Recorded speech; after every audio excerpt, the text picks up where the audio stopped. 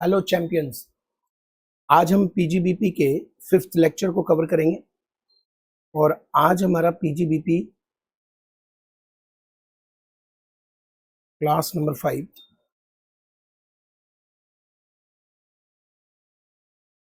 आज हमारे पीजीबीपी में ये वाला पोर्शन कंप्लीट हो जाएगा।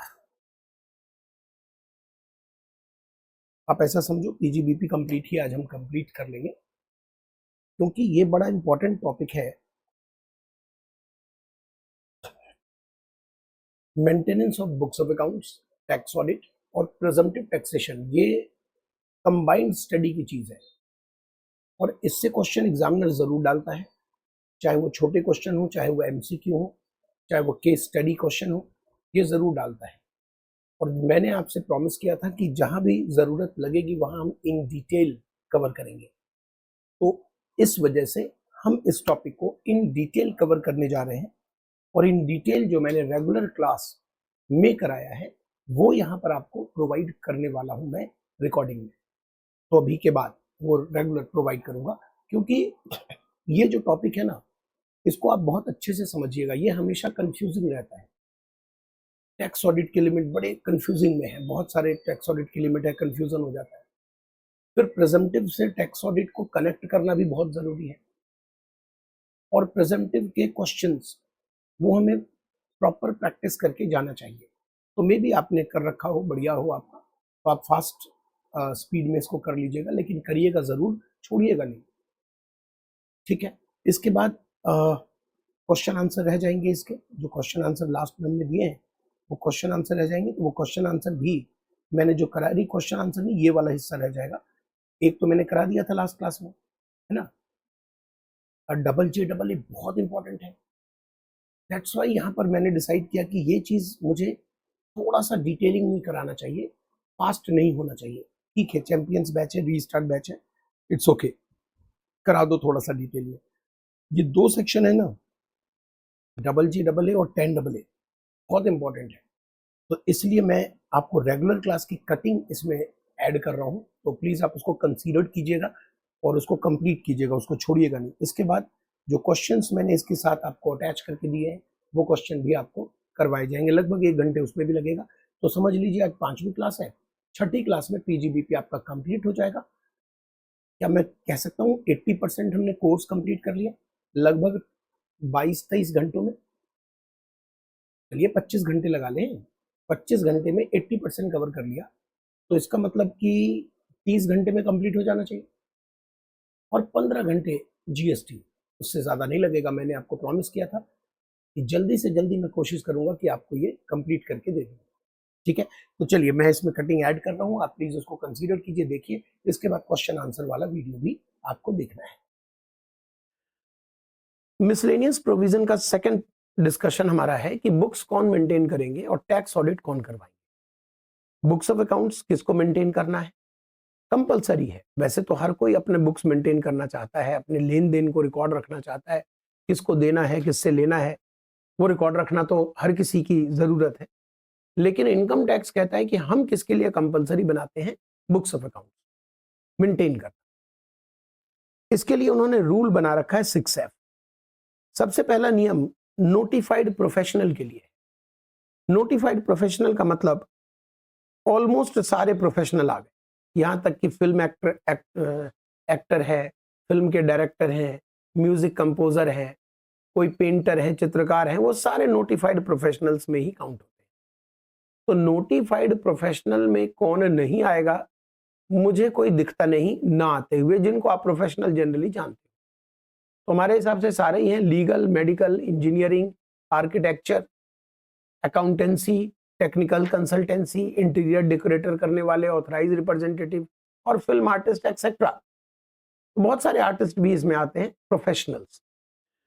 प्रोफेशनल को कहा गया है कि अगर आपको मान लीजिए ये जानना है कि 24-25 में आपको बुक्स मेंटेन करनी कि नहीं करनी। सपोज 24-25 का फाइनेंशियल ईयर, आप इस साल बुक्स मेंटेन करते हो कि नहीं करते हो, आपको ये जानना है। तो इसके लिए इसके बैक 3 साल 21, 22, 22, 23, 23, 24 3 इयर्स आपको देखना पड़ेगा कि हर साल आपकी जो फीस है, प्रोफेशनल्स की तो फीस होती है ना, सेल नहीं होता।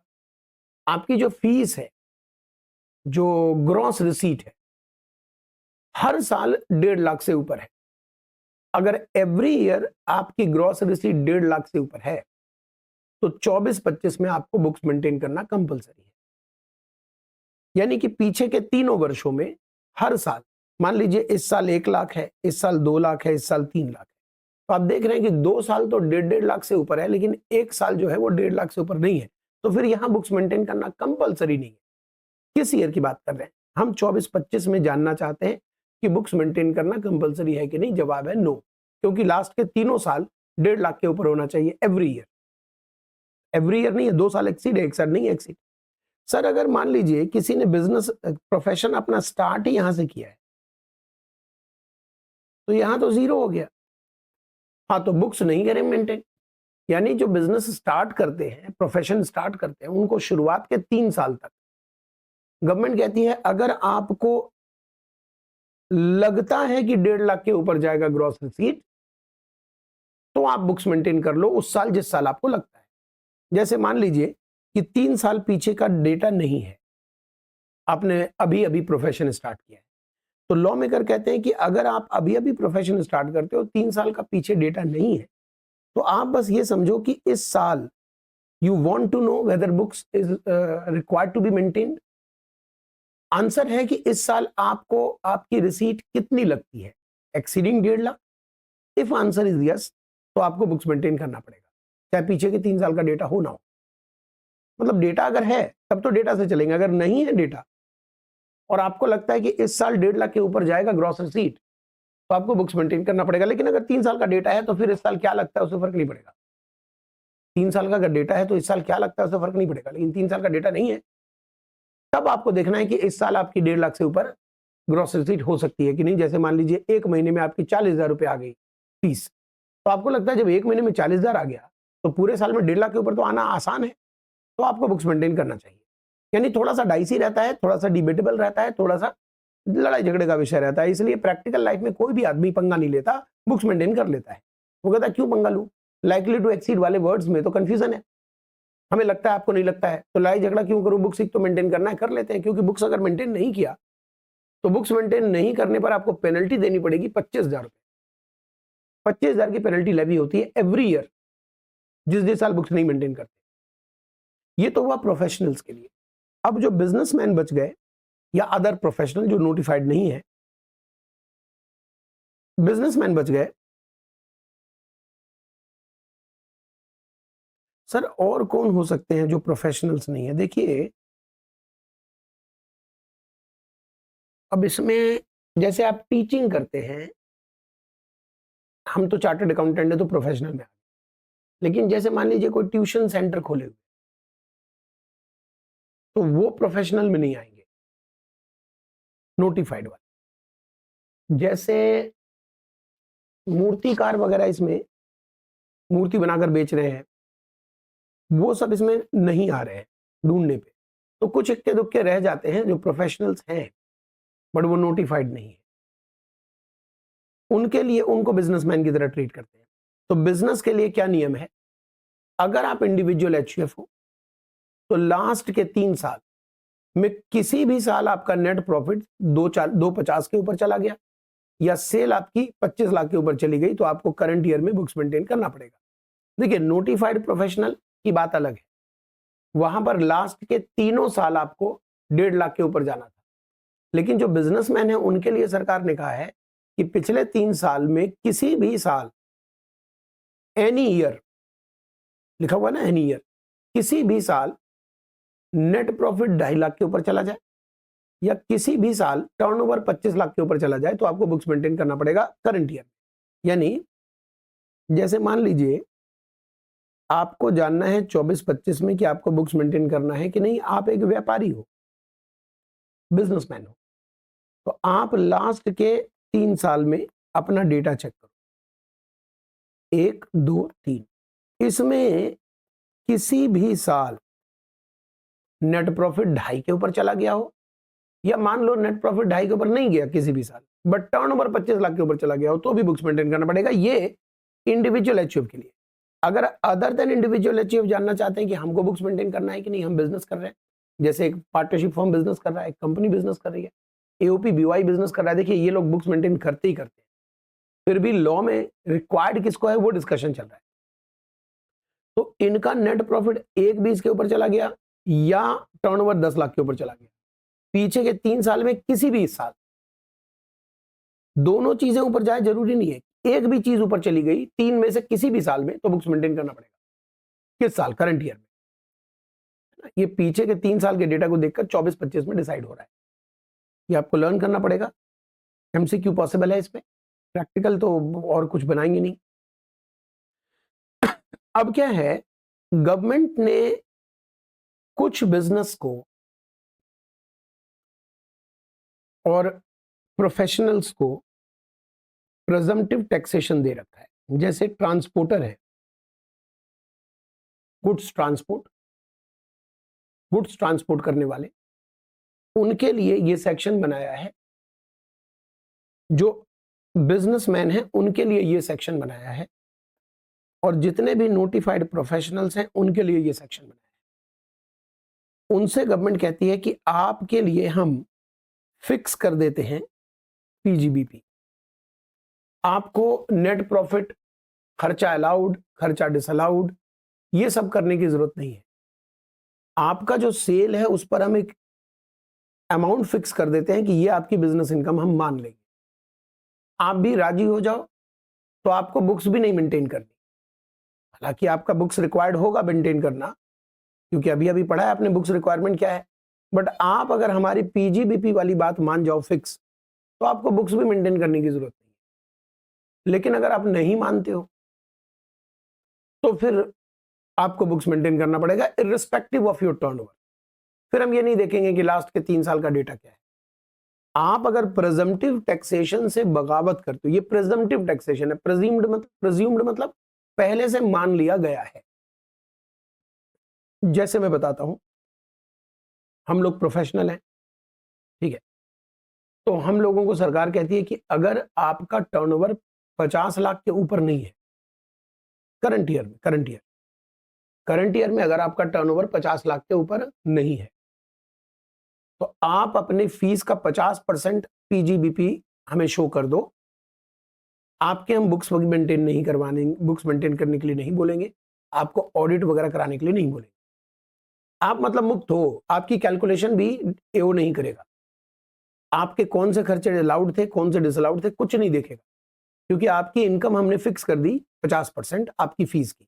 देखिए डॉक्टर वगैरह का खर्चा क्या होता है, अब डॉक्टर के क्लिनिक गए हो, 1-2 स्टाफ होते हैं, रेंट वगैरह हो सकता है ना, उसके अलावा उनके क्या खर्चे हैं, इलेक्ट्रिसिटी के खर्चे हो सकते हैं, मेन खर्चा तो होता नहीं, पैसे बहुत हैं, फीस बहुत है। अगर 10-10, 20-20 सुबह शाम 50 भी देख लिए पेशेंट और 400-500 रुपए के हिसाब से कैलकुलेट कर लीजिए, तो साल का, महीने का कितना पैसा हो जाता है। इन लोगों को सरकार कहती है कि आप क्यों झंझट में पड़ रहे हैं कि बुक्स मेंटेन करेंगे, P&L बनाएंगे, ट्रायल बैलेंस शीट बनाएंगे, फिर नेट प्रॉफिट की P&L अकाउंट की फोटो स्टेट कराएंगे, फिर नेट प्रॉफिट लेंगे, फिर कौन से खर्चे अलाउड हैं, डिसअलाउड हैं, सारा पीजीबीपी का चैप्टर पढ़ के देखेंगे। क्यों करना है ये सब? आपकी फीस का 50% हम फिक्स किए देते हैं, उससे तो ज्यादा ही मार्जिन है। आपकी प्रोफेशनल्स में ज्यादा मार्जिन है। प्रोफेशनल्स में असली चीज हम क्या बेचते हैं? नॉलेज, और वो उसकी कॉस्ट क्या है? दिमाग। तो दिमाग की कॉस्ट आप पैसे से तो नहीं तोल सकते। जो व्यापारी हैं वो सामान बेचते हैं, सामान बेचने वाले तो कहेंगे कि हमने सामान खरीदा और हमने सामान बेचा तो हमारा मार्जिन कम है, खरीद भी लगता है, बेचता हूं, फिर बीच के खर्चे भी है। लेकिन प्रोफेशनल्स की मार्जिन बहुत होती है, तो गवर्नमेंट ने 50% का रेट रखा है फिक्स पीजीबीपी फीस का। जैसे हमारी फीस जितनी भी पूरे साल में आती है उसका 50% हम पीजीबीपी दिखा देते हैं, सरकार भी खुश, हम भी खुश। कोई बुक्स मेंटेन नहीं करना, कोई जांच नहीं होगी, कोई ऑडिट नहीं होगा। लेकिन ये तब है जब आपकी फीस 50 लाख तक है, अगर बियॉन्ड चली गई तो अब मैटर अलग हो जाता है। उसी तरह बिजनेस के लिए उन्होंने एक रखा है परसेंटेज कि 6%, 8% सेल का। उसी तरह जो ट्रक वाले हैं उनको कहा है कि अगर आपके पास 10 ट्रक से ज्यादा नहीं है, अगर आपके पास 10 ट्रक से ज्यादा नहीं है तो हम आपके लिए फिक्स कर देते हैं कि पर ट्रक आपकी ये इनकम हम साल का मानेंगे, आप भी मान जाओ तो बुक्स नहीं मेंटेन करना पड़ेगा। लेकिन अगर आप नहीं मानते हो तो आपको बुक्स भी मेंटेन करना पड़ेगा और टैक्स ऑडिट भी कराना पड़ेगा। तो बेसिकली इनको हम कहेंगे बगावती। उसी तरह एनआर के लिए प्रेजम्पटिव टैक्सेशन होता है ये। एनआर के लिए कुछ खास प्रेजम्पटिव टैक्सेशन है, जैसे शिप वाले होते हैं ना, शिप इंडिया में आती है, उनके लिए ये है, एयरक्राफ्ट के लिए ये है, ये फिर जो मिनरल ऑयल एक्सट्रैक्ट करते हैं उनको रेंट पर मशीन वगैरह देंगे, ऐसे एनआर के लिए इनकम है, ये किसी और के लिए। तो ये एनआर टैक्सेशन है, एनआर के प्रेजम्पटिव टैक्सेशन है, आपके कोर्स का पार्ट नहीं है। इसमें सरकार ने सिर्फ इन लोगों को कहा है कि अगर आपको इन सबके भी फिक्स है, इनकम फिक्स है, आपको कैलकुलेट नहीं करना, P&L नहीं बनाना, बैलेंस शीट नहीं बनाना, आपकी इनकम फिक्स है। अगर आप इससे कम दिखाना चाहते हो तो आपको टैक्स ऑडिट भी कराना पड़ेगा और बुक्स भी मेंटेन करने पड़ेंगे। टैक्स ऑडिट की लिमिट भूल जाओ, बुक्स अकाउंट मेंटेन करने की क्या लिमिट है वो सब भूल जाओ, आपका कंपलसरी हो गया। तो कुछ लोगों के compulsory books of accounts maintain करने हैं और टैक्स ऑडिट कराना है, वो कंपलसरी है। इसमें इन लोगों को ऑप्शन नहीं मिलता बुक्स मेंटेन कंपलसरी करने का, इनको लोअर क्लेम करने का ऑप्शन ही नहीं मिलता। तो मैं बताना क्या चाहता हूं, देखो ये कुछ प्रेजम्पटिव टैक्सेशन है, इसमें से आपके कोर्स का ये है, ये है और ये है, ये आपके कोर्स का है। आप बस ये सेक्शन लर्न कर लीजिएगा कि जो व्यक्ति यहां कवर्ड होते हैं और वो अपनी इनकम को यहां जो फिक्स किया है सरकार ने उस इनकम से कम दिखाना चाहते हैं, वो कहते हैं हमको फिक्स नहीं चलेगा, हम अपना एक्चुअल जो है वही दिखाएंगे, तो इनको बुक्स मेंटेन करना कंपलसरी हो गया और उनका टैक्स ऑडिट भी कंपलसरी है, वो टर्नओवर वगैरह चेक नहीं करेंगे।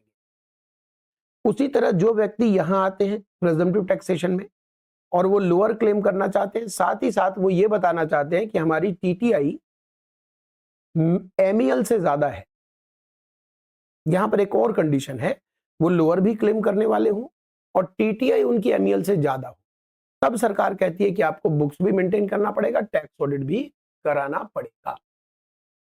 बुक्स भी मेंटेन करना है और टैक्स ऑडिट भी कराना पड़ेगा। तो देखिए बुक्स मेंटेन करने की जो लिमिट है वो यहाँ है। बिजनेस में प्रोफेशनल्स के लिए ये लिमिट आ गई, बिजनेसमैन के लिए इंडिविजुअल एचएफ की अलग है, अदर की अलग है, ये लिमिट आ गई। अब यहाँ लिखा हुआ है, इसी तरह टैक्स ऑडिट की भी लिमिट है, अभी हम थोड़ी देर में पढ़ेंगे। बट यहाँ लिखा हुआ है कि टैक्स ऑडिट और बुक्स मेंटेन करने की जो लिमिट है वो लिमिट आप पर अप्लाई नहीं होगा, आपका कंपलसरी बुक्स मेंटेन करना है और टैक्स ऑडिट कराना भी आपको कंपलसरी है। अगर आप प्रेजम्पटिव में आ रहे थे और आप सरकार द्वारा जो इनकम फिक्स आपकी की गई है उससे कम इनकम दावा करते हो, क्लेम करते हो कि मेरी इनकम उससे कम है, तो जांच करवाओ फिर और वो एक्सेप्टेबल हो जाएगा। आप यहां आ रहे हो, प्रेजम्पटिव टैक्सेशन में हम पढ़ेंगे, और आप दावा करते हो कि आपकी प्रेजम्पटिव जो सरकार ने इनकम फिक्स किया उससे कम है, साथ ही साथ आपकी total taxable income maximum exemption limit से ज्यादा, तो आपको बुक्स मेंटेन करना पड़ेगा, टैक्स ऑडिट भी कराना पड़ेगा।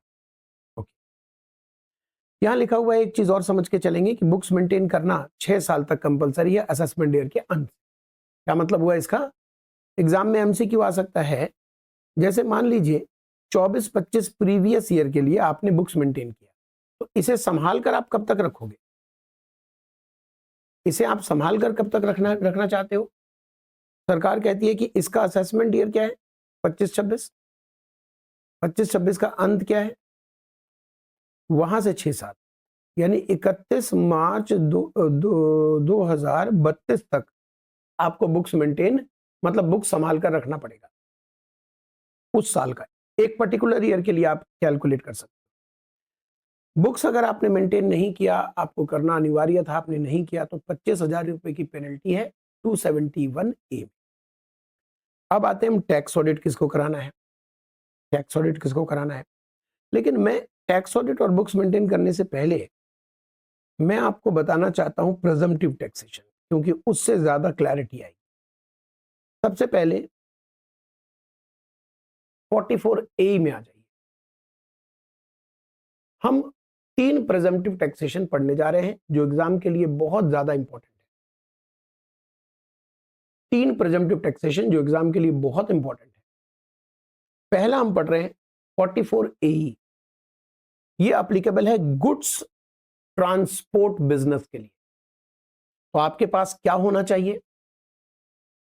या तो ट्रक है, लॉरी है, जिसमें आप गुड्स ट्रांसपोर्ट के चार्जेस लेते हो, आपका ये बिजनेस है, ठीक है। आप किराए पर भी देते हो, भाड़ा भी लेते हो, फ्रेट भी लेते हो, ये आपका बिजनेस है। तो लिखा हुआ है एलिजिबल एसएससी में एसएससी रेजिडेंट नॉन रेजिडेंट कोई भी हो सकता है। इंटरेस्टिंगली यहां पर आर एंड आर दोनों को अलाउड है प्रेजम्पटिव। जिनके पास पूरे साल किसी भी टाइम 10 गुड्स व्हीकल से ज्यादा नहीं था, उन्होंने ओन कर रखा है not more than 10 goods vehicle during the previous year at any time. यानी हर समय आप पूरे साल चेक कर लीजिए, कभी भी उनका डेटा जो ट्रक का है, वो ट्रक का डेटा कभी भी 10 से ज्यादा ट्रक नहीं है उनके पास ओन्ड। 10 से ज्यादा ओन्ड ट्रक उनके पास नहीं है। और वो किस बिजनेस में एंगेज्ड है? Playing, hiring, leasing, goods carriage. अगर आपने पहचान लिया क्वेश्चन में कि आपका व्यक्ति, आपका एसएससी, आपका क्लाइंट एलिजिबल है इस बिजनेस के लिए, 10 गुड्स व्हीकल से ज्यादा नहीं है, एलिजिबल है, तो उनके लिए जो फिक्स पीजीबीपी है वो क्या है? हैवी व्हीकल के लिए 1000 रुपए पर टन पर व्हीकल पर मंथ। ये क्या हो गया? हैवी व्हीकल मतलब जिस व्हीकल का वजन 12,000 से ज्यादा हो। ये बॉडी को हटाकर होता है, ग्रॉस मतलब बॉडी हटा दीजिए, जो चेचिस पूरा आता है, जो मेन स्ट्रक्चर आता है ट्रक का, उसके वजन की बात होती है। ये सर्टिफिकेट में लिखा होता है वजन।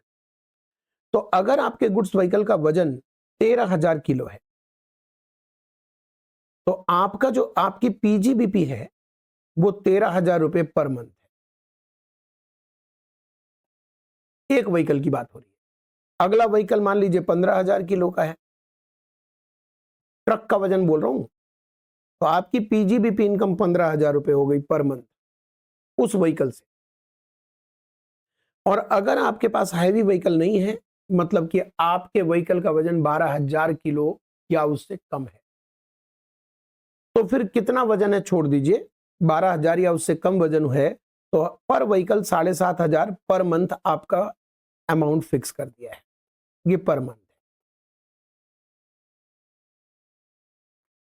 पर मंथ वैसे बाद में लिख ही दिया। पर मंथ और part of the month during which the vehicle is owned by SSC. ये भी इंटरेस्टिंग है। आपने गाड़ी पूरे साल कितने महीने चलाई से मतलब नहीं है, आपने पूरे साल गाड़ी कितने महीने ओन की, ओन्ड की, उससे गुना हो जाएगा ये। जैसे मान लीजिए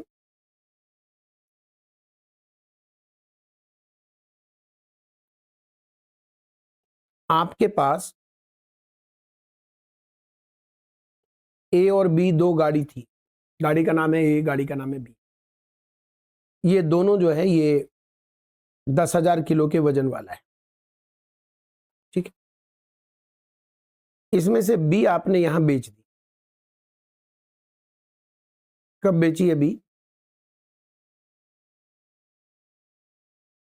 12 सितंबर 2024 को बी बेच दी। और आपने एक सी नाम का ट्रक खरीदा जिसका वजन 14,000 किलो था। 14,000 किलो था। 1,000 रुपए पर टन है, मतलब पर किलो 1 रुपया आ गया। 14,000 ये 14 टन का हो गया ना, इसको हम 14 टन बोलेंगे, 14 टन का हो गया। अगर 14,600 भी है तो 14 टन ही है, 15 टन नहीं है।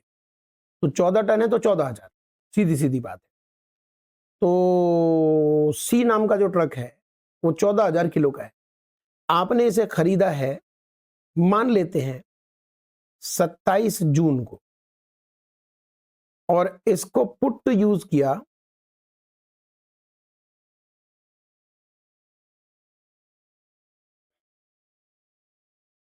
6 अक्टूबर से। तो लॉ मेकर कहते हैं कि आपने पुट टू यूज कब किया वो सब हमको मत बताओ, क्योंकि हम रेट फिक्स कर रहे हैं, तो आप चाहे इस ट्रक को चलाओ या मत चलाओ। जैसे ए नाम का ट्रक है आपके पास, इस ट्रक के लिए क्या रेट फिक्स हुआ है जी? 7,500। हैवी व्हीकल के लिए रुपया पर किलो हो गया, लेकिन अदर व्हीकल के लिए 7,500 फिक्स है, 7,500 पर मंथ है। अब ए पूरे साल आपके पास रहा, पूरे साल रहा, क्योंकि ए को बेचा नहीं, शुरुआत से आपके पास है 12।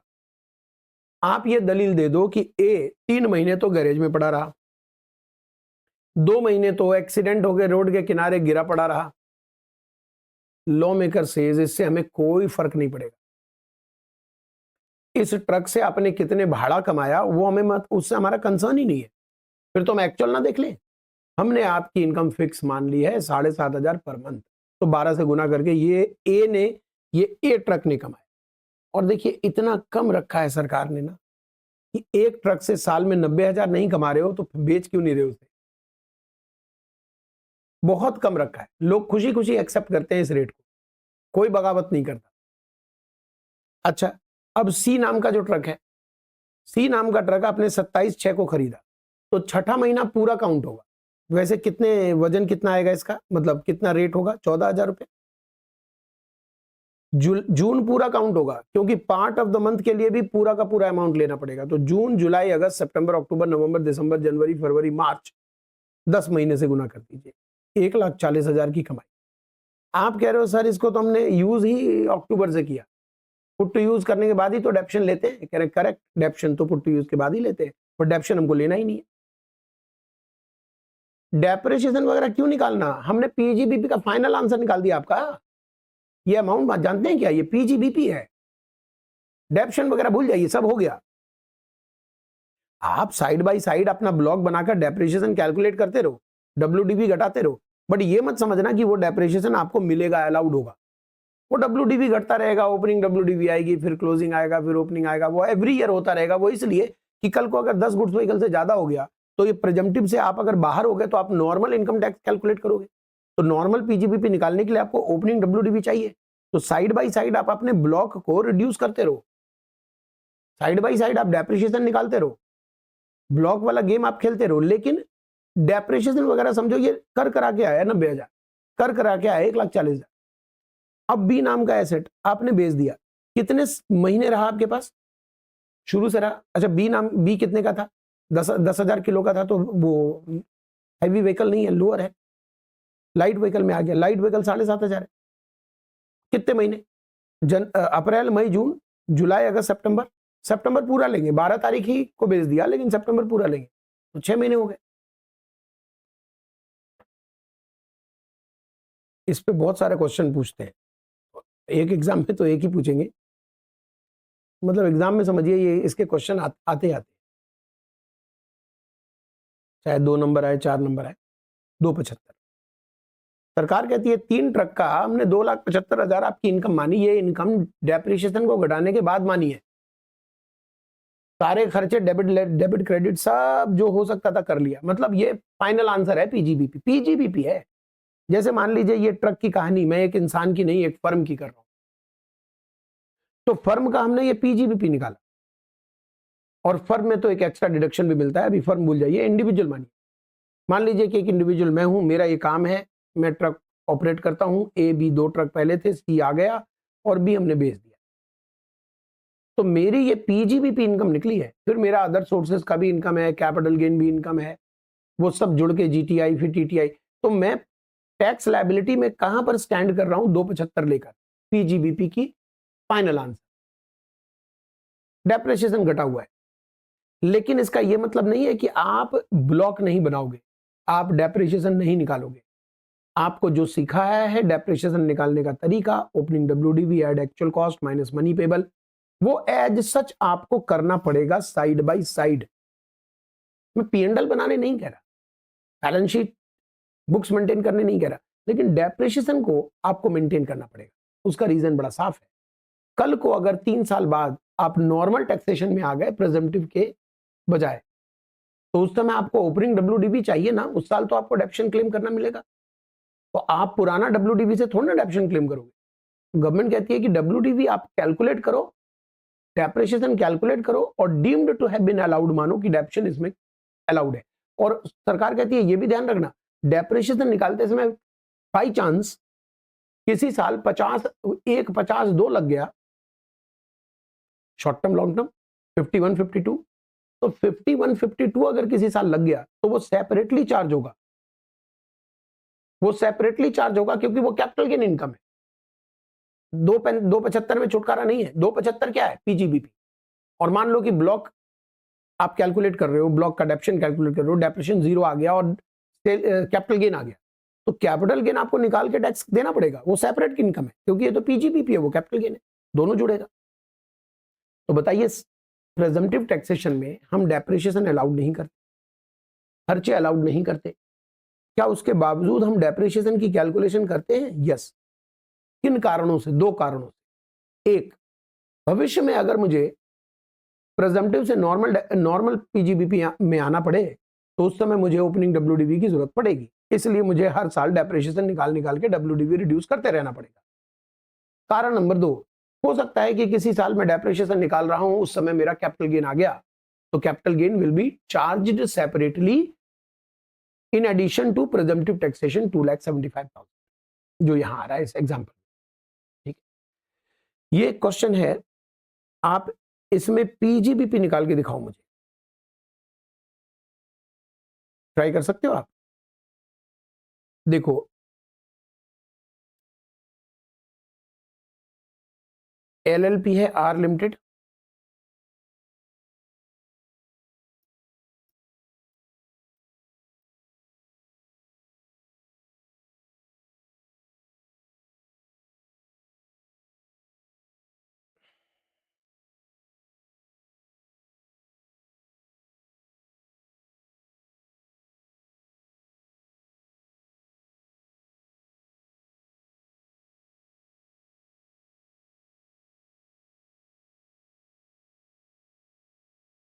चलिए करते हैं।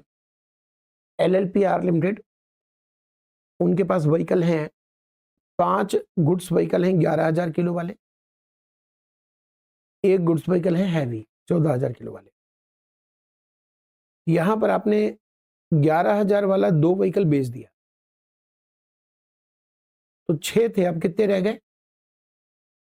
6 थे, 2 बेच दिया, 4 रह गए। फिर एक खरीद लिया, 5 हो गए। फिर एक खरीद लिया, 6 हो गए। तो पूरे साल 10 से ज्यादा कभी नहीं रहा, पूरे साल 10 से ज्यादा कभी नहीं रहा। आपने ये खरीदा है, तारीख दी गई है, पुट टू यूज की तारीख है, खरीदने की डेट है, पुट टू यूज की डेट तो अगले साल है, कोई फर्क नहीं पड़ेगा।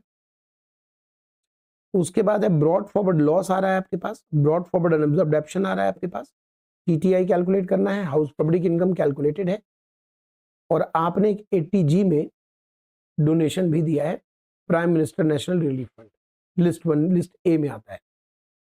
आप इन चक्करों में ना पड़ो, आप एक बार रफली मुझे पीजीबीपी निकाल के दिखाओ 10 मिनट लगा, 10 मिनट पॉज कर लो, वीडियो पॉज कर लो, घड़ी देख के 10 मिनट जितना बन सकता है करो, फिर आगे देखना। 10 मिनट लगा के आप इसको पीजीबीपी इनकम निकालो।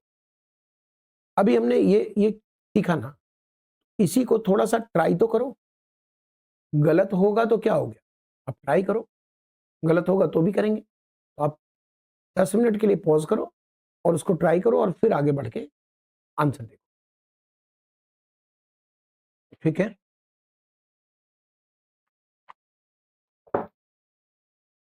टाइम लगा के ही आप एक बारी आगे देखो, गलत भी करोगे तो चलेगा, आपको एक बारी अटेम्प्ट करना है। अब जैसे आप देखो कि एक जो व्हीकल है हैवी, ये पूरे साल रहा, इसके लिए तो आप आंसर इसका क्या करोगे, 14,000 किलो है तो 14,000 रुपया हो जाएगा, मल्टीप्लाई 12। इसमें से आपने 2 बेचे, तो 2 का अलग और 3 का अलग आंसर करो। 2 का आंसर क्या करोगे, लाइट व्हीकल है तो 7,500 रुपए गुने में दो व्हीकल है, कितने महीने, 7 को बेचा तो अप्रैल मई जून जुलाई, जुलाई पूरा लेना पड़ेगा 4 महीने, ये पूरे साल रहा तो 7,500, 3 व्हीकल है 12 महीने के लिए।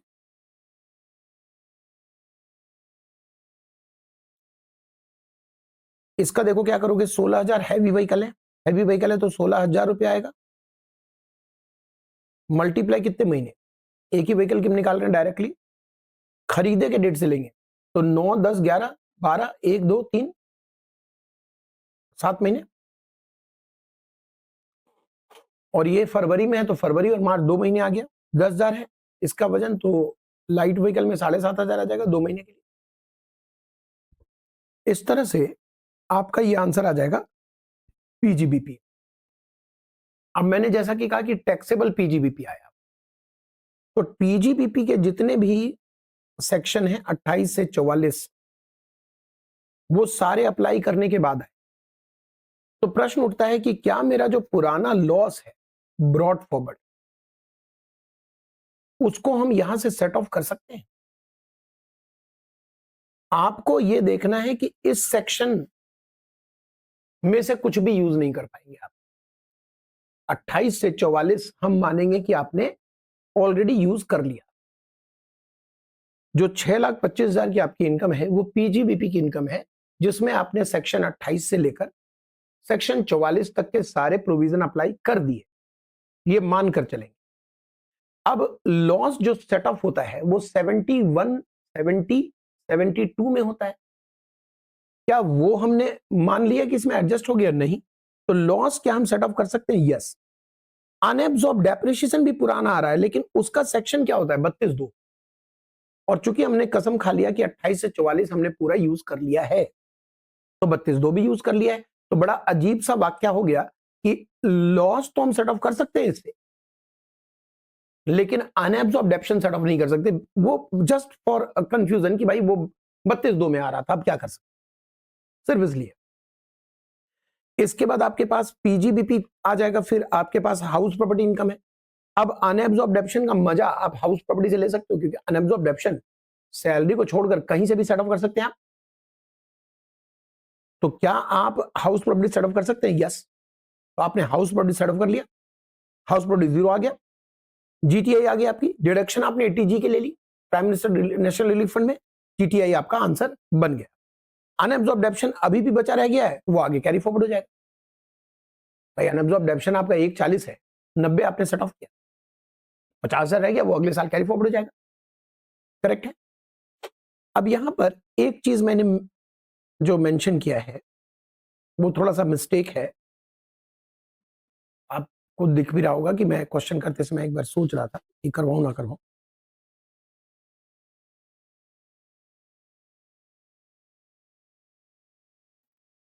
जैसे इसको हम थोड़ी देर के लिए पेंडिंग कर देते हैं, वो मिस्टेक को, मिस्टेक वैसे कुछ है नहीं, थोड़ी देर के लिए पेंडिंग कर देते हैं आगे देखेंगे।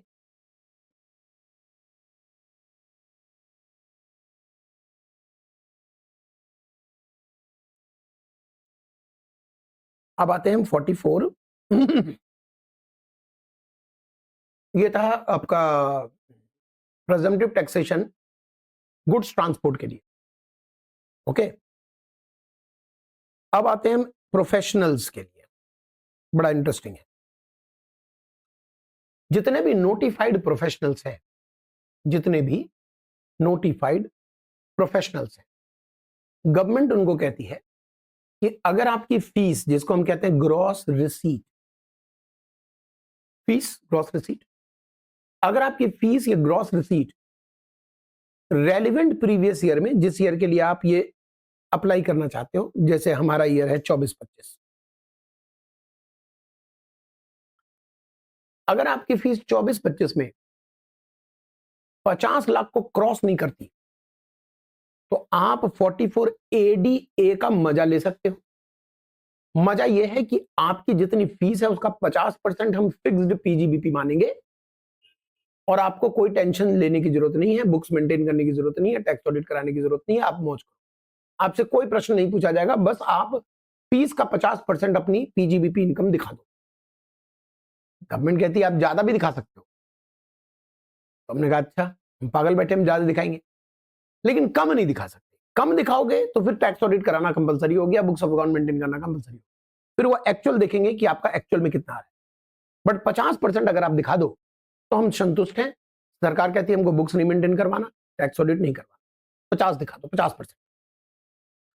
यहां पर ये जो 50 लाख की लिमिट है, इस लिमिट को 75 भी सरकार कर सकती है अगर आपने cash transaction minimum to minimum किया है। गवर्नमेंट कहती है कि अगर किसी डॉक्टर ने, डॉक्टर को लेकर चल रहे हैं, आप वकील को लेकर चलो, चार्टर्ड को लेकर चलो, कॉस्ट अकाउंटेंट को लेकर चलो, कंपनी सेक्रेटरी को लेकर चलो, इंजीनियर कंसल्टेंट को लेकर चलो, इंटीरियर डेकोरेटर जो कंसल्टेंट है उनको लेकर चलो, आप किसी को भी लेकर चल सकते। तो गवर्नमेंट का कहना है कि अगर आपकी, डॉक्टर साहब अगर आपने पूरे साल की जो रिसीट है 5% से ज्यादा कैश में नहीं लिया है, तो हम ये 50 की लिमिट 75 लेकर चलेंगे।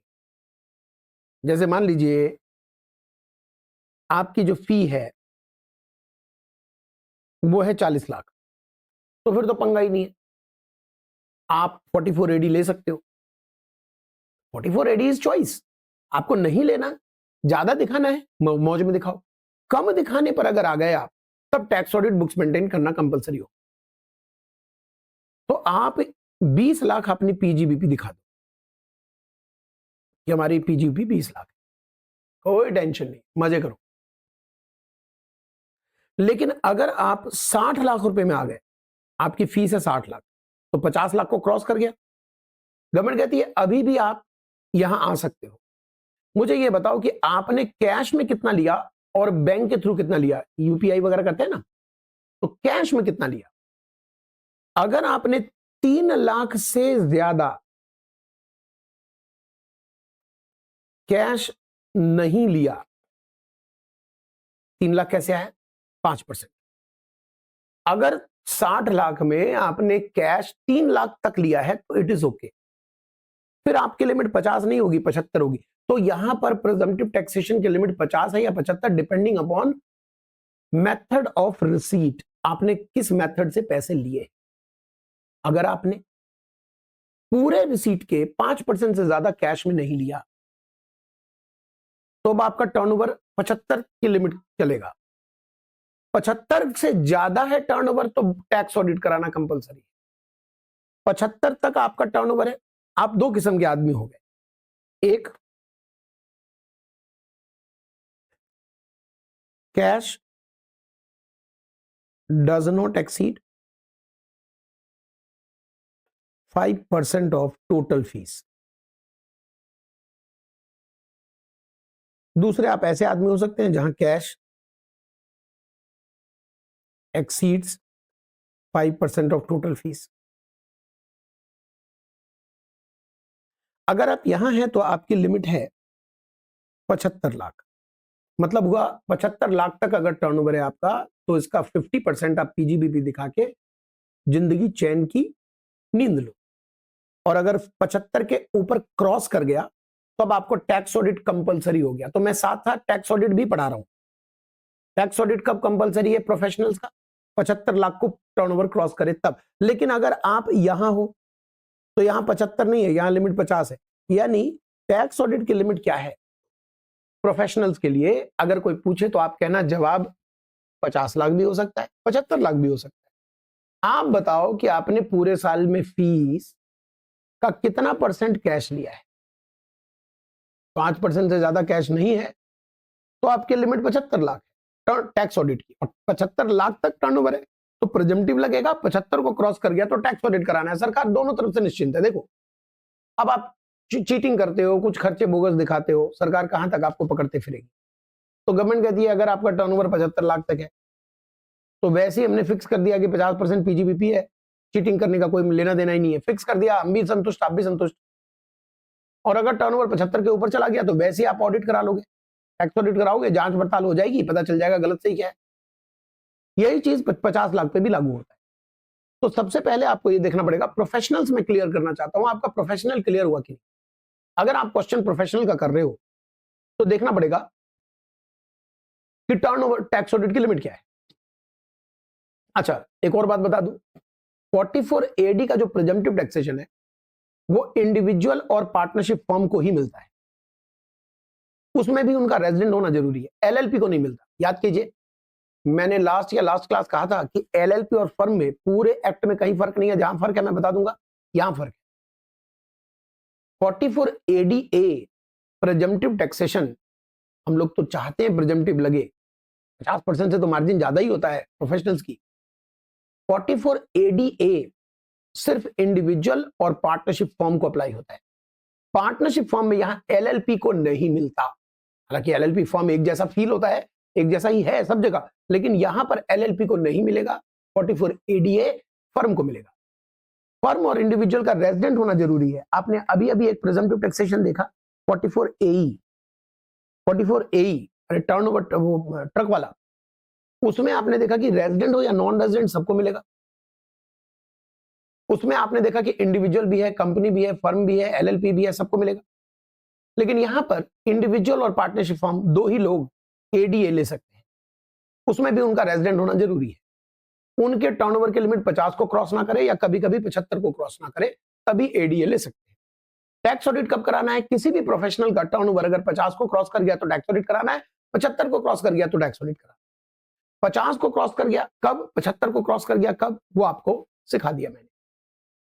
ठीक है जी, प्रोफेशनल्स क्लियर है?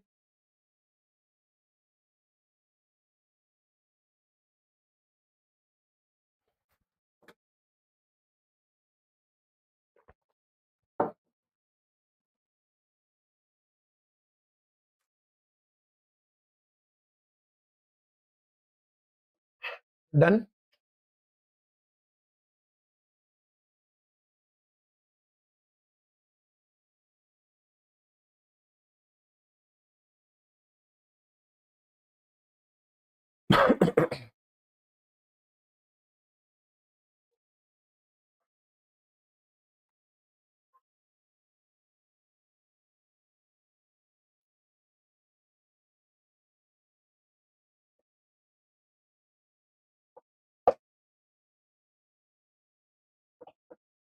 अब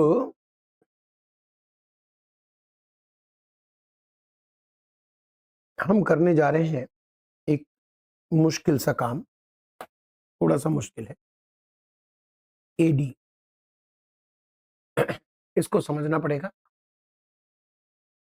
थोड़ा सा मुश्किल है, ज्यादा घबराने की जरूरत नहीं है,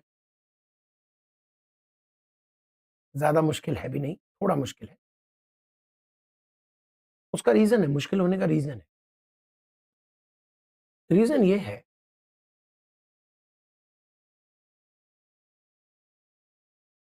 कि जो 44 AD है ये टर्नओवर का 8% PGBP मानता है।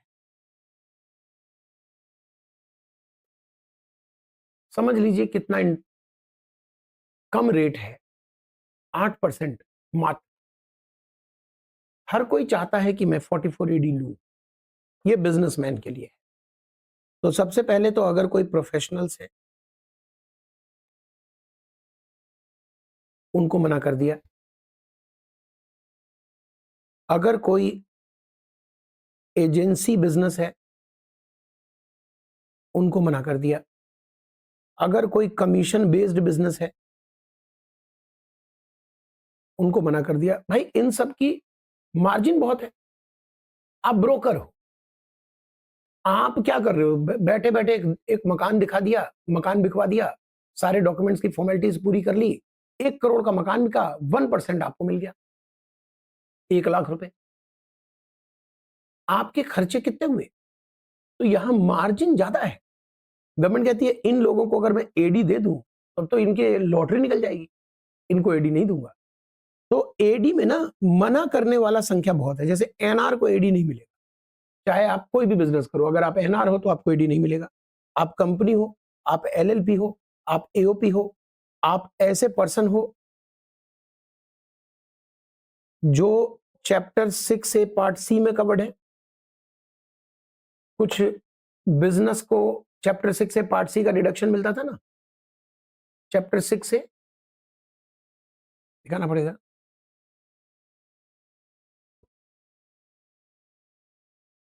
ओ कहाँ दिखाऊं, कहाँ दिखाऊं, कहाँ दिखाऊं?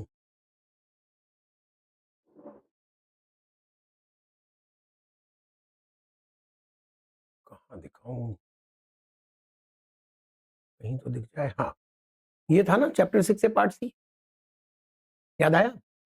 तो अगर आप ये वाला बिजनेस कर रहे हो, इस तरह का बिजनेस कर रहे हो, इस तरह का, तो आपको 44, वापस आ जाऊं, आपको 44 एडी, आपको 44 एडी नहीं मिलेगा, आप नहीं ले सकते 44 एडी। तो सबसे पहले तो मना करने वाली की लंबी लिस्ट है। प्रोफेशनल्स को नहीं देंगे, एजेंसी बिजनेस को नहीं देंगे, ट्रांसपोर्ट बिजनेस को, गुड्स ट्रांसपोर्ट नहीं देंगे, क्योंकि आपके लिए तो एई बनाया हुआ है, प्रोफेशनल के लिए एडीए बनाया हुआ है। इन सब की मार्जिन बहुत है, एनआर को हम देना नहीं चाहते, कंपनी को देना नहीं चाहते, एलएलपी को देना नहीं चाहते, हम चाहते हैं इनके बुक्स मेंटेन हो, इनको फिक्स देकर कोई फायदा नहीं है, इनको हम देना नहीं चाहते, तो इन लोगों को तो हम देना ही नहीं चाहते, तो इनको नहीं मिलेगा, इनको नहीं मिलेगा, ये बात हो गई। अब जिनको मिलेगा, अब जिनको मिलेगा उस पर आते हैं। मान लीजिए कि आप एलिजिबल एसएससी है, 44 एडी के लिए एलिजिबल एसएससी का मतलब क्या हुआ? Individual HUF partnership firm resident, individual HUF firm जो रेजिडेंट हो, फर्म नहीं, सभी को रेजिडेंट होना पड़ेगा, क्योंकि देखिए आपने कंपनी एलएलपी एओपी से हटा दिया, एनआर हटा दिया, तो इस लाइन से मैंने ये निकाल दिया कि ये लोग एलिजिबल हैं।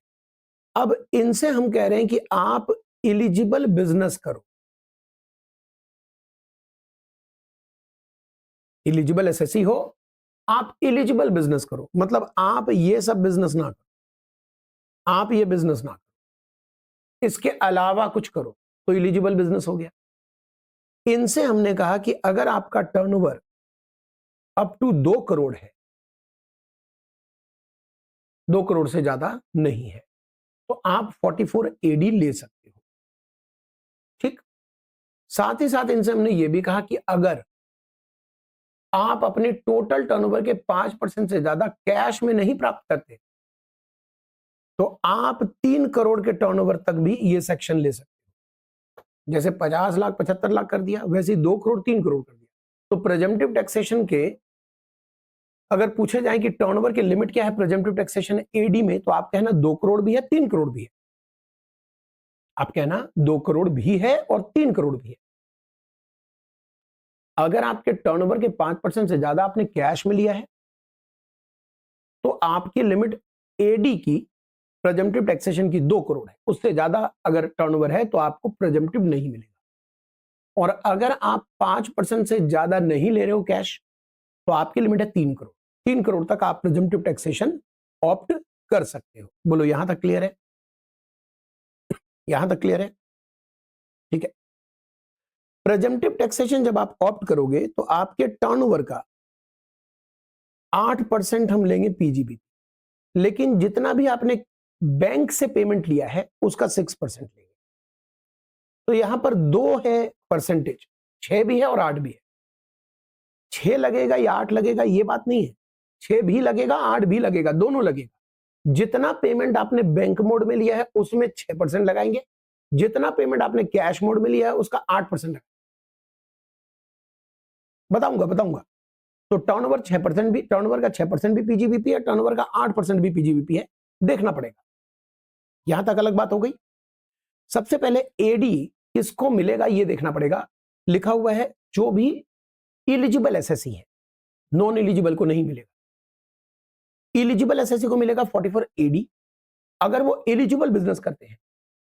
एलिजिबल एसएससी, एलिजिबल बिजनेस, ठीक है। आप यहां से देखिएगा तो आपको ज्यादा समझ आएगा।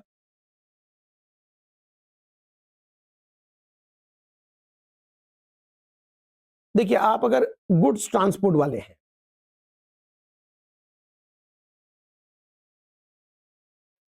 तो आपको देखिए प्रेजेंटिव टैक्सेशन गुड्स ट्रांसपोर्ट वालों के लिए अलग बना दिया गया है, वो पीजीबीपी है। और अगर आप लोअर क्लेम करना चाहते हो तो आप टैक्स ऑडिट कराओ। ये लाइन आपकी क्लियर हो गई। ये लाइन आप देखो तो क्लियर हो गई यहां तक। अगर आप गुड्स ट्रांसपोर्ट बिजनेस में 10 गुड्स व्हीकल तक रखते हो तो एई लग जाएगा। एई लग जाएगा तो आपका टर्नओवर, आपकी पीजीबीपी फिक्स है। अगर उस फिक्स से कम दिखाना चाहते हो तो टैक्स ऑडिट कराना पड़ेगा। मान लीजिए आप गुड्स ट्रांसपोर्ट का बिजनेस है और आपके 10 गुड्स व्हीकल से ज्यादा है, तब क्या होगा? तब आपके टैक्स ऑडिट के टर्नओवर की लिमिट है 1 करोड़ या 10 करोड़। 1 करोड़ टर्नओवर की लिमिट है, या 1 करोड़ लेकर चलो, 10 1 मिनट के लिए काट दो, नहीं तो भारी कंफ्यूजन हो जाए। 1 करोड़। तो चलिए हम एक एक करके बात करते हैं। मान लीजिए आप, जो मैं मुद्दा डिस्कस कर रहा हूं सिर्फ उस पर ध्यान दीजिए। मान लीजिए आप गुड्स ट्रांसपोर्ट बिजनेस करते हो, सिर्फ उस पर फोकस करो कि आपका ये वाला बिजनेस क्लियर है कि नहीं। 10 से ज्यादा गुड्स व्हीकल है, तब आपको अपने नॉर्मल P&L अकाउंट बना के जो भी पीजीबीपी में आपने अलाउड डिसअलाउड पड़ा है वो सारे रूल रेगुलेशन लगा के अपना आंसर करना पड़ेगा। टैक्स ऑडिट कराना है कि नहीं, इसके ऊपर डिस्कशन है कि आपका टर्नओवर 1 करोड़ को क्रॉस करे तो टैक्स ऑडिट कराइए, नहीं क्रॉस करे तो टैक्स ऑडिट मत कराइए, लेकिन बुक्स मेंटेन करना पड़ेगा, P&L बनाना पड़ेगा, उसी के हिसाब से अलाउड डिसअलाउड को एडजस्ट करके पीजीबीपी इनकम निकालनी पड़ेगी।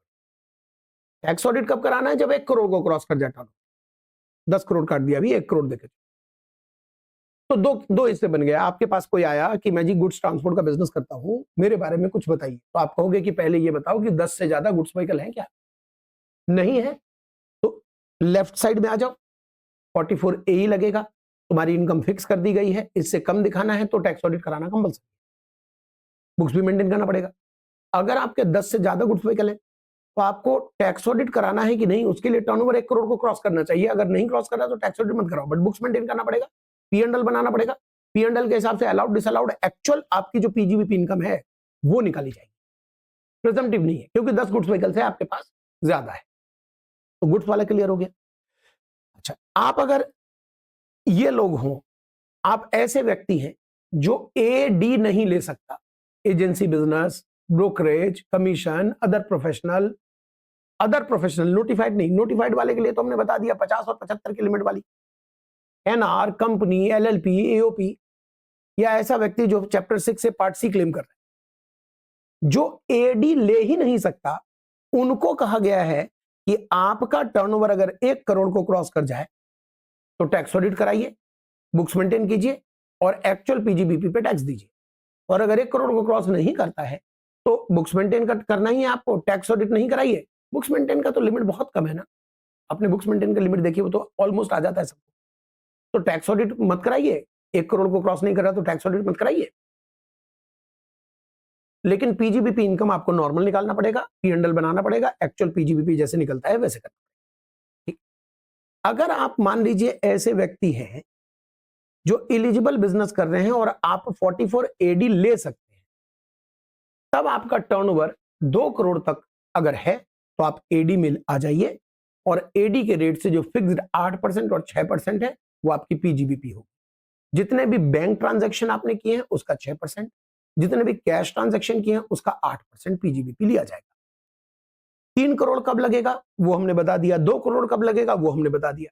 अगर आप इससे कम इनकम दिखाना चाहते हैं तो आपका टैक्स ऑडिट फिर हम कुछ नहीं कर सकते, कंपलसरी टैक्स ऑडिट कराना पड़ेगा, बुक्स मेंटेन तो करना ही है, टैक्स ऑडिट कराना पड़ेगा, और आप अपने लोअर इनकम भी दिखा सकते हैं, ये आपकी मर्जी हो।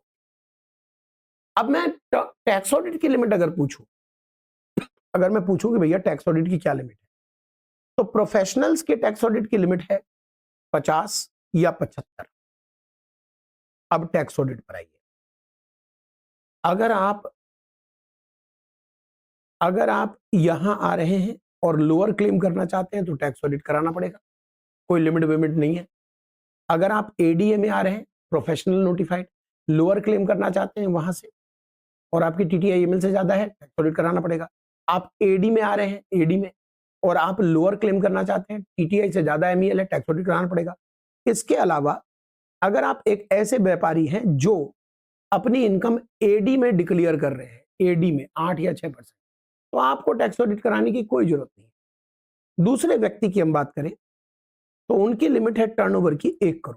बार बार मैं 1 करोड़ लेकर चल रहा हूं, लेकिन गवर्नमेंट कहती है अगर उन्होंने जितना भी पैसा लिया है 5% से ज्यादा कैश नहीं लिया है, और जितने भी पूरे साल में खर्चे किए हैं 5% से ज्यादा कैश में खर्चे नहीं किए, अगर ये दोनों कंडीशन पूरी हो जाए तो टर्न टैक्स ऑडिट की लिमिट हम 1 करोड़ को बढ़ाकर 10 करोड़ कर दें। बताइए 10 करोड़ बड़ा कम लोगों को मिलता होगा ऑप्शन। इसकी लिमिट देखिए क्या है, इसकी कंडीशन क्या है,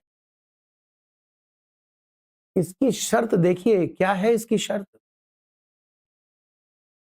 इसकी शर्त क्या है। आप एक बिजनेस कर रहे हो तो ये कह रहा है कि पूरे साल में जितना भी पैसा आपने लिया है, रिसीट, टोटल रिसीट के 5% से ज्यादा कैश ना लिया हो। ये तो हम पहले भी सुन रहे थे, बट अब ये कह रहा है एक और चीज है, जितने आपने खर्चे किए हैं पूरे साल में, टोटल खर्चे के 5% से ज्यादा कैश में पेमेंट ना किया। यानी हर जगह आपको UPI, credit card, debit card, net banking use करना, पैसा लेने में भी और देने में भी। तो देखिए प्रैक्टिकल लाइफ में तो आप देखिए डेली 500,000 खर्च हो जाता है कैश। कोई रिक्शा वाला आया आपका सामान लेके, रेडी वाला सामान लेकर आया, आपका ऑटो आया सामान लेकर, टेम्पो आया सामान लेकर, तो आप उसको कैश देंगे तभी तो मानेगा। आप यूपीआई देंगे, वैसे आज तो चलो ठीक है, यूपीआई बता भाई अपना, पेटीएम बता भाई अपना, आजकल सबके पास है, तो ये पॉसिबिलिटी बढ़ रही है कि लोग ज्यादा से ज्यादा इसमें आ सकते, लेकिन फिर भी ये बंदिश है, कभी ना कभी तो आपको कैश देना ही है। आप कह रहे हैं पूरे साल में जितना भी पेमेंट आपने किया है वो भी 5% से ज्यादा कैश नहीं होना चाहिए, और जितना पैसा आपको प्राप्त हुआ है वो भी 5% से ज्यादा कैश नहीं होना चाहिए। दोनों शर्तें पूरी हो रही हो तो टर्नओवर है 10 लाख की लिमिट, नहीं तो टैक्स ऑडिट की लिमिट है 1 करोड़। 10 लाख नहीं, 10 करोड़। तो टैक्स ऑडिट की लिमिट 10 करोड़ है, नहीं तो टैक्स ऑडिट की लिमिट 1 करोड़ है। यही वजह है जहां मैंने 1 करोड़ के साथ 10 करोड़ की भी फिगर थी जो मैंने काटा बार बार, वो इसीलिए काटा क्योंकि अब आप समझ गए हैं। अब आप यहां समझिए, आप ट्रक वाले हो, आपके पास 10 ट्रक है, ज्यादा नहीं है, आप एई में आ गए, एई में आ गए तो ये फिक्स इनकम हो गई। अगर इससे कम क्लेम करना है तो टैक्स ऑडिट कराओ। अगर आप 10 से ज्यादा व्हीकल वाले हो तो आपके टर्नओवर 1 करोड़ या 10 करोड़ जो भी एप्लीकेबल होता है वो तो आपको देखना पड़ेगा कि आपका पेमेंट क्या हो रहा है, आपने रिसीट क्या लिया, मतलब बैंक मोड सारा का सारा चल रहा है, receipt and payment both 95% bank mode है, तो टर्नओवर 10 करोड़ नहीं तो 1 करोड़, टैक्स ऑडिट की लिमिट हो गई। अच्छा, आप अगर यहां आ गए, जो एडी ले ही नहीं सकता वो लोग हैं यहां पर, तो जब एडी ले ही नहीं सकते तो टैक्स ऑडिट 1 करोड़ के ऊपर या 10 करोड़ के ऊपर कराना पड़ेगा, डिपेंडिंग। अगर आप एडी में आ सकते हो तब आप एडी की लिमिट पे चलो, एडी की लिमिट 2 करोड़ तक है, 3 करोड़ तक। अगर आप एडी के लिमिट में हो तो एडी ऑप्ट कर लो, टैक्स ऑडिट कराने की जरूरत नहीं। अगर आप एडी के लिमिट के अंदर रहकर भी आप एडी नहीं लेना चाहते, लोअर क्लेम करना चाहते हो, तो टैक्स ऑडिट कराना पड़ेगा। और अगर एडी के लिमिट को क्रॉस कर गए आप, 2 करोड़ 3 करोड़ को क्रॉस कर गए, तो टैक्स ऑडिट कराना पड़ेगा। ठीक है जी। आप ऐसे भी कई केसेस आते हैं जहां पर आप एडी भी नहीं लगेगा, टैक्स ऑडिट भी नहीं होगा, ये भी पॉसिबिलिटी है। जैसे मान लीजिए एक इंडिविजुअल है, रेजिडेंट है, वो बिजनेस करता है, अच्छा, ऑल बैंक मोड है, अब ये एडी लेना चाहता है, तो इसकी लिमिट आपने क्या लगा दी, 3 करोड़।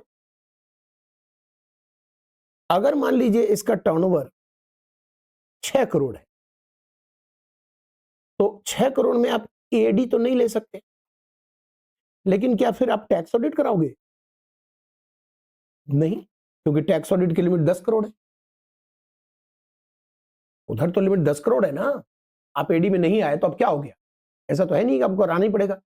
एडी में जो नहीं आया उसका टैक्स ऑडिट की लिमिट देखो यहां क्या लिखा हुआ है, जो एडी में आ गया उसको ऑडिट नहीं कराना, जो एडी में नहीं आया वो आप अदर पर्सन में आप आ गए, तो अदर पर्सन की लिमिट तो 10 करोड़ है, हो सकता है आपको टैक्स ऑडिट भी नहीं कराना।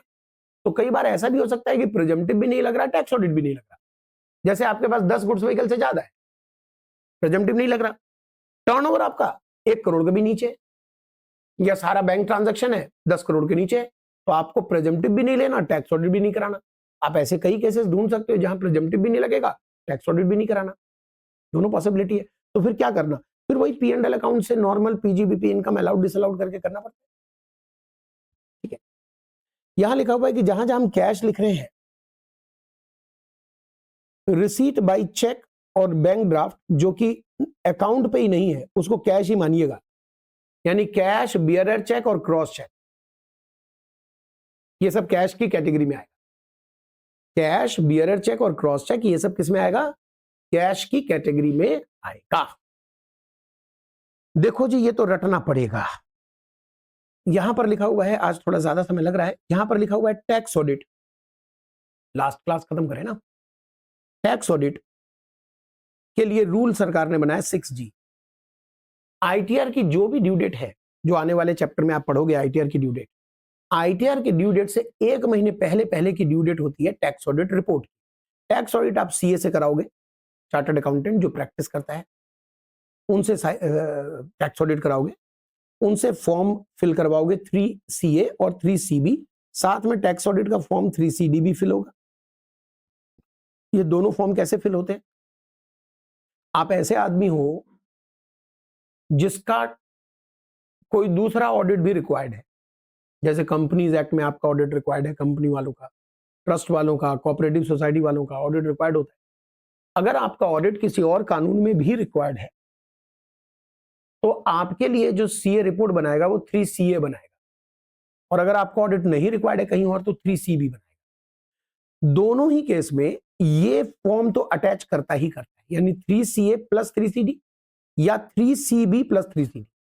3CD में क्वेश्चन आंसर बुकलेट होता है, जिसमें पीजीबीपी में जो कुछ भी पढ़ा है वो सब कुछ क्वेश्चन आंसर में लिखा होता है, क्वेश्चन आंसर के फॉर्म में होता है। क्या उसने डिडक्शन डेप्रिसिएशन का सही क्लेम किया, क्या कोई बैड डेट्स की रिकवरी हो रही है, क्या कोई कैश में पेमेंट 10,000 से ऊपर गया है, क्या कोई इस तरह से जो कुछ भी आपने पढ़ा है वो सब अप्लाई वहां पर होता है, पूछा जाता है, और सीए को जांच करके उसकी रिपोर्टिंग करनी होती है, उसे बताना होता है कि हाँ ना गलत सही रिपोर्टिंग है। टैक्स ऑडिट रिपोर्ट को क्या चार्टर्ड अकाउंटेंट रिवाइज कर सकता है, मतलब एक बार रिपोर्ट सबमिट कर दिया, रिपोर्ट कब सबमिट करना है, जैसे मान लीजिए कि 24-25 में आपका टैक्स ऑडिट हुआ, 24-25 के प्रीवियस ईयर का टर्नओवर आपका क्रॉस कर गया, हमने टैक्स ऑडिट किया, प्रैक्टिसिंग सीए कर सकते हैं। तो रिटर्न फाइलिंग की जो ड्यू डेट है उसके 1 महीने पहले पहले तक, मतलब मुझे ऑडिट रिपोर्ट यहां तक सबमिट करना,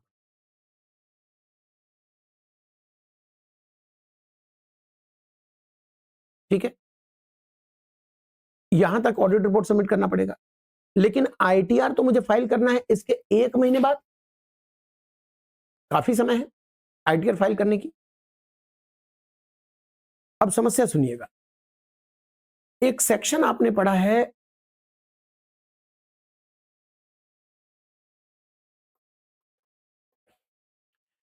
टीडीएस, अगर आपने काटा नहीं और काट के जमा नहीं कराया आईटीआर की ड्यू डेट तक, आपने पढ़ा है अगर टीडीएस काटा नहीं और काट के जमा नहीं कराया आईटीआर की ड्यू डेट तो खर्चा डिसअलाउड है। समस्या सुनिए, चार्टर्ड अकाउंटेंट ने आपके इस ईयर का ऑडिट किया, उसे यहां तक रिपोर्ट सबमिट करनी है, उसने देखा कि आपने टीडीएस जमा नहीं कराया है अभी तक, हालांकि आपने उनको बोला कि हमें तो आईटीआर तक का टाइम पीरियड है, हम कर देंगे, बट वो कहता है हम भी तो रिपोर्ट करें, हमारी तो रिपोर्टिंग करनी पड़ेगी, तो उसने रिपोर्टिंग कर दी कि आपका खर्चा डिसअलाउड। उसी तरह जो 43B में बॉस सरकार का dues, employees dues, bank dues cover करता है ना, वहां भी आईटीआर के ड्यू डेट तक का टाइम पीरियड होता है, वहां भी आईटीआर के ड्यू डेट तक का टाइम पीरियड होता है। वहां पर उसने मान लीजिए कि आईटीआर का ड्यू डेट अभी गुजरा नहीं है, ऑब्वियसली नहीं गुजरा, हम यहां पर ऑडिट कर रहे हैं, उसने पैसे जमा नहीं कराए, पैसे जमा नहीं कराए 43B में, हमने रिपोर्टिंग कर दी कि भाई साहब ये खर्चा डिसअलाउड। अब उसने इस टाइम पीरियड में टीडीएस भी जमा करा दिया और 43B वाला भी पैसा जमा करा दिया, तो अब तो हमारा स्टेटमेंट गलत हो गया। खर्चा तो अलाउड होना चाहिए। सिर्फ इन दो कारणों से अगर मुझे अपना टैक्स ऑडिट रिपोर्ट रिवाइज करना पड़े तो मैं कर सकता हूं, लेकिन कारण सिर्फ ये दो होने चाहिए, तीसरा कोई कारण नहीं। क्लियर है यहां तक? सिर्फ इन दो कारणों से आप ऑडिट रिपोर्ट रिवाइज कर सकते। ओके है जी। कब तक रिवाइज कर सकते हो? एमसीक्यू में आ सकता है। जवाब है असेसमेंट ईयर के एंड तक। कब तक कर सकते हो? असेसमेंट ईयर के एंड तक। क्लियर है?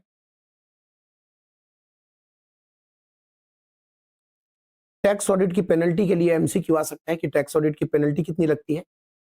अगर टैक्स ऑडिट आपके ऊपर रिक्वायर्ड है और आपने टैक्स ऑडिट नहीं कराया तो उसकी पेनल्टी है 1.5 लाख और टर्नओवर का 0.5% which ever is low. 1.5 lakh और टर्नओवर का 0.5% which ever is lower. Books maintain करने की 271A में है, टैक्स ऑडिट ना कराने की 271B में। क्लियर है? क्लियर है? अच्छा, अब आते हैं हम, ये तो आपने कर ही लिया, ये भी आपने कर लिया, ये भी आपने कर लिया, इसके क्वेश्चंस भी कर लिए। हाँ, अब इसमें आते हैं 44AD में कौन है एलिजिबल एसएससी? इंडिविजुअल एचयूएफ और फर्म जो एलएलपी भी ना हो और रेजिडेंट हो और वो 10AA और चैप्टर 6 से पार्ट सी क्लेम ना कर। एलिजिबल बिजनेस में गुड्स ट्रांसपोर्ट वाला नहीं होना चाहिए, प्रोफेशंस वगैरह भी नहीं होना चाहिए, एजेंसी बिजनेस नहीं होना चाहिए, वो ऊपर लिख दिया मैंने। ठीक है, इसके बाद लिमिट क्या है? 2 करोड़ 3 करोड़। 3 करोड़ कब अप्लाई होता है वो यहां मेंशन कर दिया। अब प्रेजम्पटिव टैक्सेशन कितनी लगेगी, कितना प्रेजम्पटिव टैक्स आपको देना पड़ेगा? प्रेजम्पटिव टैक्स, तो प्रेजम्पटिव टैक्स कितना है जी? जैसे यहां देखिए, आप इंडिविजुअल हो, आप रेजिडेंट हो, आप एलिजिबल बिजनेस करते हो,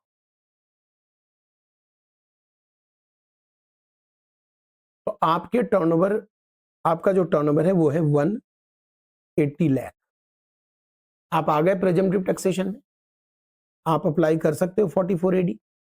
44AD कहता है कि आईटीआर के ड्यू डेट तक जितना भी आपने इसका, क्योंकि कई बार क्या होता है उधार लग जाता है, बाद में पैसे आएंगे, तो 180 लाख में से आपने बैंक मोड में इस टाइम पीरियड में कितना प्राप्त किया है?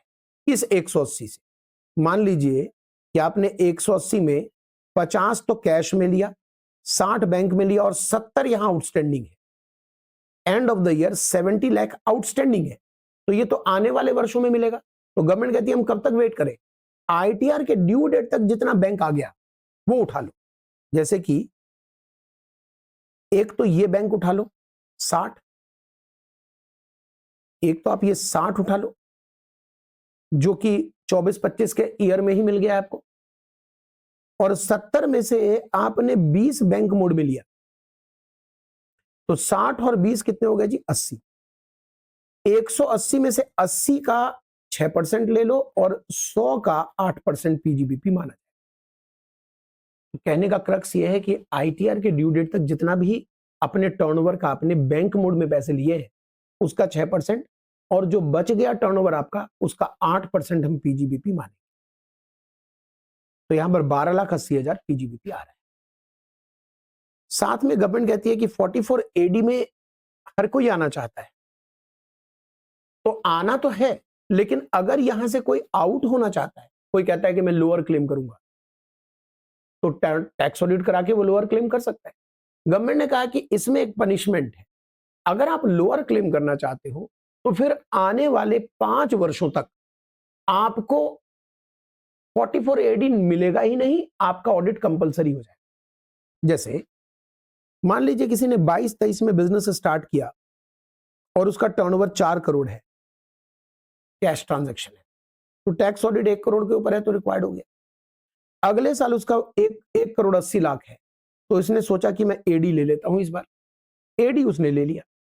अब यहां पर 1 करोड़ 90 है, अब वो लोअर क्लेम करना चाहता है तो टैक्स ऑडिट कंपलसरी हो जाएगा। यहां पर टैक्स 2 करोड़ के नीचे है, तो आपको तो एडी एक बार आप ऑप्ट कर चुके हो, आपने एडी ले लिया एक बार, अब यहां से आप एडी से तभी निकलो जब आपका टर्नओवर आपको क्रॉस कर जाए।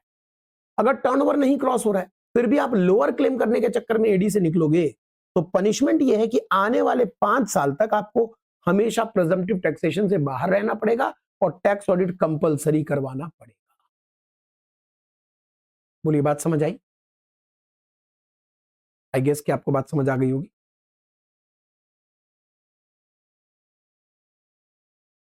ठीक है जी।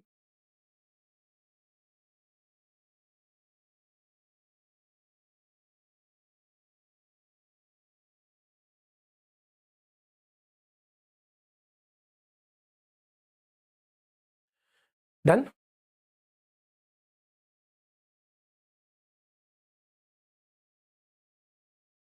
ब्रोकरेज वगैरह में नहीं करना है वो। एक आखिरी चीज और फिर आज की क्लास ऑफ करेंगे, फिर हम क्वेश्चन आंसर के लिए अलग सेपरेट वीडियो बना देंगे, क्वेश्चन आंसर पीजीबीपी का। देखिए,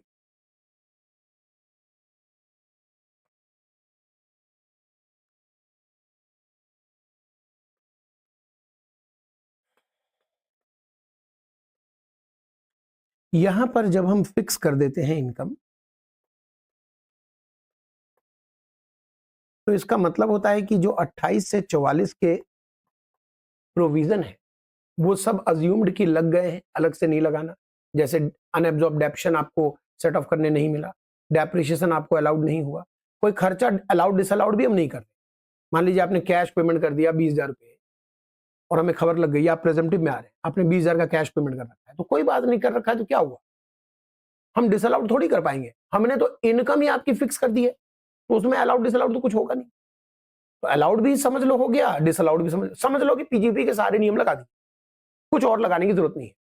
लेकिन एक ऐसा सेक्शन है, जहां पर सरकार कहती है कि अगर आप एक फर्म हो या एलएलपी हो तो आपको हम यहां पर 40B का अलग से फिक्स पीजीबीपी के बाद अलग से डिडक्शन देंगे। 40B पार्टनरशिप फर्म, सैलरी और interest allowed to partnership firm to the extent, एक लिमिट है, उस लिमिट तक, बाकी सब में नहीं देंगे। देखिए, यहां भी आप पार्टनरशिप फर्म हो तो यहां भी आप ले सकते हो एडी, यहां पर आपने देखा है कि आप फर्म हो आप एडी ले सकते हो, फर्म तो एडी भी ले सकता है और एडीए भी ले सकते हैं। यहां अगर किसी फर्म ने एडी और एडीए लिया है तो जो हमने फिक्स कर दी पीजीबीपी वो फिक्स है, उसमें आपको सेपरेटली जो आप पार्टनर को ब्याज और सैलरी दे रहे हो उसके खर्चे अलग से अलाउड नहीं होंगे। लेकिन एडी एई की बात अलग है, एई जो कि फर्म भी ले सकता है और एलएलपी भी ले सकता है। अगर एई में आप आ रहे हो और आप पार्टनरशिप फर्म हो या एलएलपी हो तो जो हमने आपका फिक्स किया था ना 7,500 और 1,000 पर टन वाला जो रेट फिक्स किया था उसमें से डेप्रिशिएशन, अनएब्जॉर्ब डेप्रिशिएशन, कोई भी खर्चा, कोई भी डिसअलावेंस, वो सब तो भूल जाओ, लेकिन हम 40 स्मॉल बी का डिडक्शन दे देंगे। कैसे देंगे? ऐसे देंगे, जैसे मान लीजिए आप पार्टनरशिप फर्म हो, एलएलपी हो और आप 44 ए में आ रहे हो तो आपका हमने पीजीबीपी जो निकाला था ना इस रेट से, हम वो मानेंगे कि वो पीजीबीपी सैलरी और ब्याज के बिफोर है, और फिर जो ब्याज आपको देना है कैपिटल के ऊपर 12% तक दे सकते हो, वो दे दीजिए, फिर जो बचेगा वो बुक प्रॉफिट आएगा, और बुक प्रॉफिट के आधार पर आप सैलरी वर्कआउट करोगे जो आपने सीखा था लास्ट क्लास में, वो लेस कर दोगे, तब टैक्सेबल पीजीबीपी आएगा। यहीं पर मैं आपको बताऊं कि अगर आप 44 एडी में आ रहे हो या एडीए में आ रहे हो तो जो एडी में हमने आपके लिए 8% या 6% बताया था, या यहां आपको मैंने 50% बताया था, ये जो आएगा, अगर आप मान लीजिए फर्म का क्वेश्चन कर रहे हो, तो ये जो इनकम आ रही है वो है पीजीबीपी टैक्सेबल, ये वाला। इसमें फर्दर हम सैलरी और ब्याज अलाउ नहीं करेंगे, लेकिन एई में सैलरी और ब्याज अलाउ करेंगे। इसका न्यूमेरिकल जब तक नहीं करोगे तब तक क्लैरिटी नहीं आएगी। बाकी चीजें यहां लिखी हुई है कि अदर इनकम सेपरेटली ऐड होगा, सेट ऑफ लॉसेस आप ले सकते हो, चैप्टर 6 का डिडक्शन आप ले सकते हो, और सेपरेटली आपको डब्ल्यूडीवी और डेप्शन साइड बाय साइड निकालते रहना पड़ेगा कि क्या पता कब सेक्शन 50 अप्लाई हो जाए, शॉर्ट टर्म कैपिटल गेन आ जाए, तो वो सेपरेटली आपको चार्ज करना पड़ेगा। चलिए मैं रोकता हूं, एक क्लास और इसके ऊपर हमें लगा दें। उसमें मैं दोबारा ये वाले हिस्से जो थोड़ा सा फास्ट है उसको रिवाइज करा के ये काम कंप्लीट कर दूं, तब जाकर हम क्वेश्चन आंसर करेंगे। ठीक है जी।